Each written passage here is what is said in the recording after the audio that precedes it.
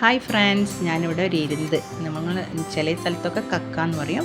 അതിൻ്റെ ഒരു ഡ്രൈ ആയിട്ടുള്ള ഫ്രൈ ആണ് ഇങ്ങനെ ഉണ്ടാക്കുന്നത്. അപ്പോൾ നിങ്ങൾക്കൊക്കെ ഇങ്ങനെ എന്തായാലും ഇങ്ങനെ ഉണ്ടാക്കി നോക്കിയാൽ ഇഷ്ടപ്പെടും. ഗസ്റ്റൊക്കെ വന്നാൽ അങ്ങനെ ഒന്ന് ഉണ്ടാക്കി നോക്കിയാൽ ഒരു വേറെ തന്നെ ഒരു സ്റ്റൈലിലാണ് ഇത് ഉണ്ടാക്കുന്നത്. നല്ല സ്പൈസി ആയിട്ടാണ് ഞാൻ ഉണ്ടാക്കുന്നത്. അപ്പോൾ നമുക്ക് വീഡിയോയിലേക്ക് പോവാം. ഞാനിവിടെ ഇരുന്ന് മഞ്ഞൾപ്പൊടി ഉപ്പിട്ടിട്ട് നന്നായി ഒന്ന് വേവിക്കാൻ വെച്ചിട്ടുണ്ട്.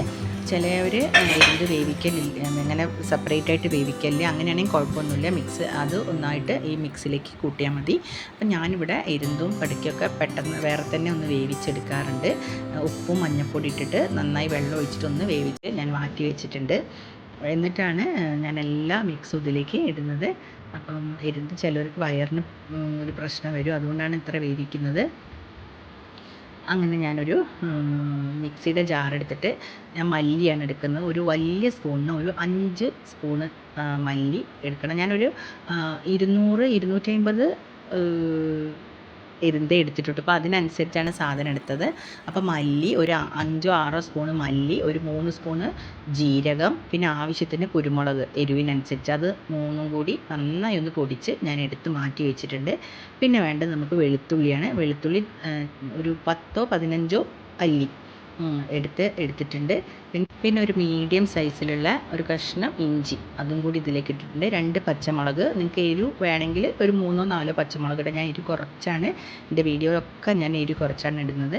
പിന്നെ കുറച്ച് ഫ്രഷ് കറിവേപ്പിലയും കൂടി ഇട്ടിട്ട് നന്നായി ഒന്ന് ചതുക്കിയെടുത്ത് മാറ്റി വെച്ചിട്ടുണ്ട്. ഇനി അടുത്തതായി നമ്മളൊരു പാൻ അടുപ്പത്തേക്ക് വെച്ചിട്ട് വെളിച്ചെണ്ണ ഒരു 4 സ്പൂണോളം വെളിച്ചെണ്ണ ഒഴിക്കണം.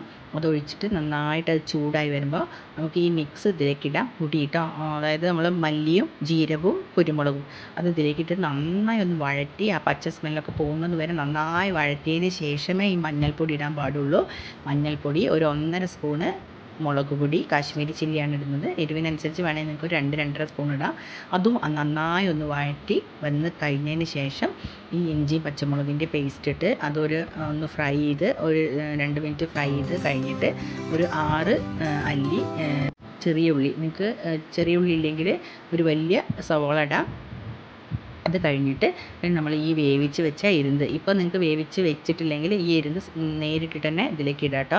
പിന്നെ ആവശ്യത്തിന് ഉപ്പ് നോക്കിയിട്ട്, ഞാൻ ഉപ്പിട്ടിട്ടാണ് വേവിച്ചത്, വേണമെങ്കിൽ കുറച്ചും കൂടി ഞാൻ ഉപ്പിടുന്നുണ്ട്. ഉപ്പ് നോക്കിയിട്ട് ഉപ്പും കൂടി ഇട്ട് പിന്നെ അതിലേക്ക് നല്ല ഫ്രഷ് കറിവേപ്പിലയും കൂടി ഇട്ട് നന്നായി ഒരു 10 മിനിറ്റ് ഈ ചൂടിൽ കിടന്ന് നന്നായി ഒന്ന് വഴറ്റണം. അതിന് ശേഷം മാത്രമേ ഈ നാളികേരം ഇടാൻ പാടുള്ളൂ. ഞാൻ വീഡിയോ ലെങ്ത് ആവേണ്ട വിചാരിച്ചിട്ട് പെട്ടെന്ന് എടുത്തതാണ്. അപ്പോൾ 10 മിനിറ്റ് കഴിഞ്ഞതിന് ശേഷം ആവശ്യത്തിന് കറിവേപ്പിലയും നാളികേരം ഇട്ട് കുറച്ച് നാളികേരം ഞാൻ മാറ്റി വെച്ചിട്ടുണ്ട്. അത് നമ്മൾ ഗ്യാസ് ഓഫ് ചെയ്യാൻ കാലത്ത് ഈ നാളികേരവും കറിവേപ്പിലയും ഒരു 3-4 സ്പൂണ് പച്ച വെളിച്ചെണ്ണയും കൂടി ഇതിലേക്ക് ഒഴിക്കുക. നല്ല ടേസ്റ്റാണ്. അപ്പോൾ നമ്മൾ ഇരുന്തിൻ്റെ ഡ്രൈ ആയിട്ടുള്ള ഡ്രൈ ഫ്രൈ റെഡി ആയിട്ടുണ്ട്. അപ്പോൾ ഞാൻ പ്ലേറ്റിലേക്ക് ഇതുപോലെ വിളമ്പുന്നുണ്ട്.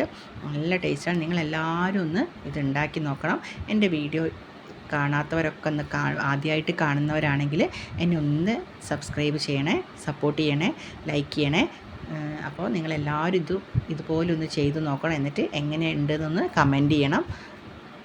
നല്ല ടേസ്റ്റായിട്ടുള്ള ഒരു ഐറ്റമാണിത്. നല്ല സ്പൈസി ആയിട്ടാണ് ഇത് ഉള്ളത്. അപ്പോൾ എൻ്റെ അടുത്ത വീഡിയോയിൽ കാണുന്നവരെ താങ്ക് യു.